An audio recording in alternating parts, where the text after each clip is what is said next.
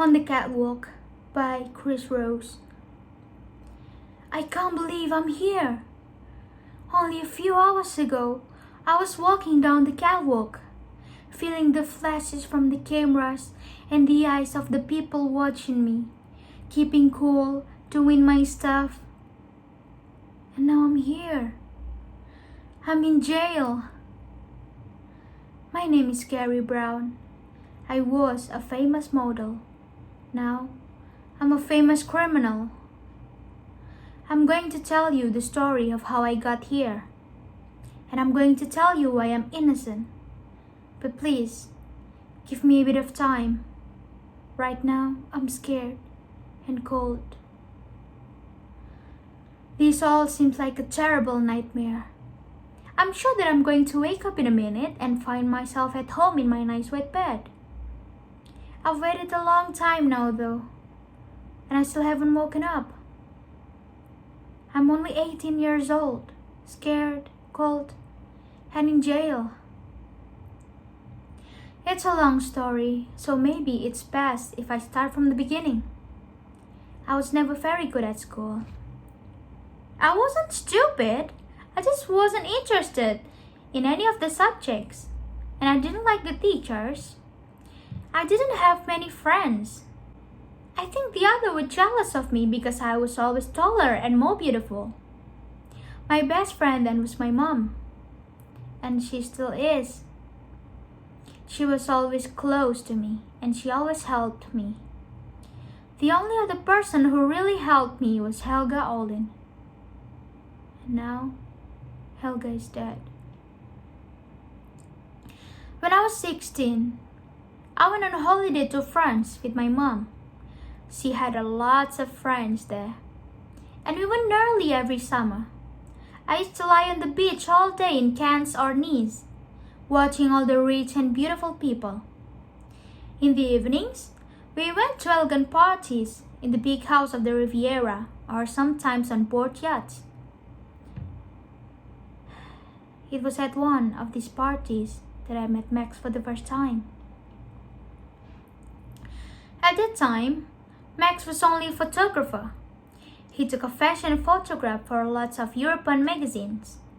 I saw him talking to Mom. He was tall and elegant, but had a relaxed look. He was wearing an open-neck shirt without a tie, and he hadn't had a shave. Carrie, this is Max. Mom introduced him to me. He's a photographer. He says he wants to take some photos of you. He thinks you could be a model.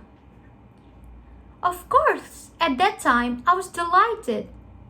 Now I realize that meeting Max was probably the biggest mistake I ever made.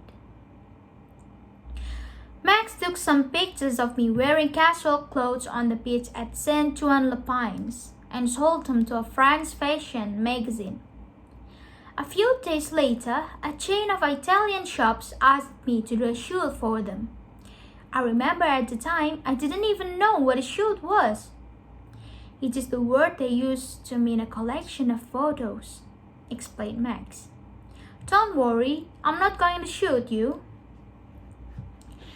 It all happened so quickly. It was only 2 years ago, but it seems like a lifetime. When I think of all the things that I have happened in the last 2 years, I remember doing the shoot for the Italians as if it was yesterday. We went to Rome and we took pictures around the Trevi Fountain and in Piazza di Spagna. It was so romantic. That evening, we went to eat in a restaurant and Max offered to be my manager. A manager? I said. I don't need a manager. I'm a person, not a business. Listen, replied Max. You are going to be very famous, and you need somebody to take care of your money for you. You shouldn't worry about money when you're still so young. You should just have a good time. Enjoy yourself while you can. Because I was still too young, Mom signed the contract for me. Max became a manager, and I think Max was a really good manager because after I had signed the contract, everything exploded. I was traveling all the time.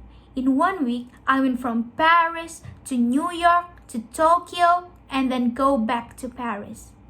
I never saw our house. I lived in hotels. We always went to eat in a restaurant, but I couldn't eat what I wanted. When Max and Mom ate dim sum, pasta, sushi, or steak, I just had some salad and a bottle of mineral water. I was photographed all the time. At the beginning, I did pictures for magazines. All type of clothes, from swimming costumes to expensive silks evening gowns to jeans. I think the high point was when I was on the cover of Vogue. They took a picture of me wearing a great big diamond necklace and earrings and holding a beautiful gray cat. It was a fantastic photo. Mom put the cover of the magazine in a frame and put it on the wall at home. I don't know now if I'll ever see it again. It was after the Vogue front cover that I started to get offers from the really big names. Gucci, Dior, Armani, Versace, all asked me to model their new spring, summer, autumn, or winter collection. The shows were frightening at the beginning. Then I met Helga. Max introduced me to her. She was already a famous model and a good friend of Max. Helga was probably my only friend in the world of modeling. She was a bit older than me and had a lot more experience. She helped me when I was nervous or frightened before one of the big catwalk shows. Even though the shows were scary, I felt excited when I walked out from behind a curtain into a long catwalk. I walked along the catwalk and felt everybody's eyes looking at me. I heard their voice talking about me as I turned around and walked back up the catwalk. I felt the flashing lights of their cameras all around me. I remember that I wore sunglasses all the time because they were always the lights of the cameras flashing in my eyes. To tell you the truth, I don't know if I was happy or not. Everything seems to happen too quickly for me to enjoy it. And then there was one other problem. Drugs. There, I have said it. A lot of people say there are no drugs in the world of modeling. But I told you I was going to tell the truth. And that's the truth. It's sad, but it's true. A lot of other girls in my professions have taken or still take drugs. Models have to stay awake for 24 hours a day sometimes. Photo shoots, catwalk shows, interviews, travel. Some of the girls take drugs to help them feel happy or just to stay awake. It's a real problem in modeling. I have never taken any drugs. I don't even smoke or drink alcohol. I look after my body and my looks very carefully. This is the truth. But now, the police don't believe me.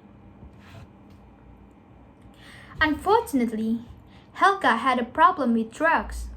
We were in New York to do the show for the new Armando Ferrucci collection. Helga had just flown in from Berlin.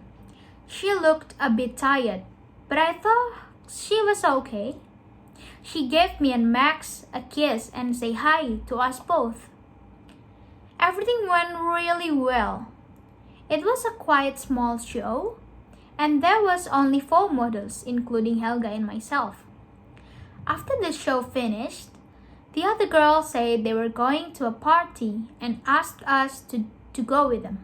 Helga said thanks, But no, she was feeling a bit tired. Then I decided to stay with her. I went to call Mom and Max and left Helga in the dressing room. I was only out of the room for a few minutes, but when I came back, Helga was lying in a chair with her eyes closed. For a moment, I thought she was asleep, but only for a moment. She felt cold when I touched her. I touched her wrist and there was no pulse. I don't really remember what happened next. I remember screaming, I remember crying, I remember that an ambulance arrived. But that it was too late. Yes, it suddenly was a terrible shock when I found Helga Olin's body. And it was an even bigger shock when I found myself being arrested for her murder. 2 policemen come to our hotel room. They say to my mom that they just want to ask a few questions.